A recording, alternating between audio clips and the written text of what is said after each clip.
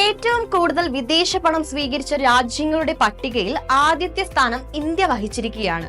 2024 അനുമാന പ്രകാരവും India തന്നെയാണ് എതിരാളികളില്ലാതെ മുന്നിലെന്ന് ലോക bank വ്യക്തമാക്കിയിട്ടുണ്ട്. 2024 $129 ബില്യൺ ആണ്, ഏകദേശം 10,90,500 കോടി ഇന്ത്യയിലേക്ക് വന്നിട്ടുണ്ട്. മെക്സിക്കോ, ചൈന, ഫിലിപ്പീൻസ്, പാകിസ്ഥാൻ എന്നീ രാജ്യങ്ങളാണ് തൊട്ടു പിന്നിലുള്ളത്. വികസിത രാജ്യങ്ങളിലെ തൊഴിൽ വിപണി സജീവമായതാണ് ഇന്ത്യക്ക് നേട്ടമായത്.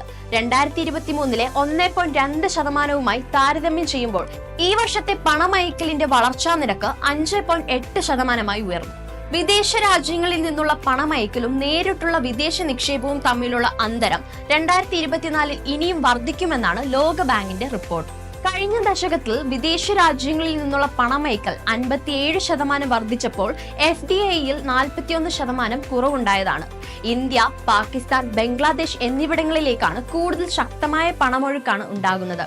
നിലവിലെ പ്രവണതയനുസരിച്ച് കണക്കാക്കിയാൽ ഇത് 11.8%-ലെത്തുമെന്നും തെക്കേ ഏഷ്യയിലേക്കുള്ള പണമൊഴുക്ക് 2024 ഏറ്റവും ഉയർന്ന നിരക്കിലേക്ക് എത്തുമെന്നാണ് കരുതുന്നത്. പ്രവാസികളുടെ തിരിച്ചുവരവ് പണമൊഴുക്കിന് തടസ്സമാകില്ലെന്ന നിരീക്ഷണവും റിപ്പോർട്ടിലുണ്ട്.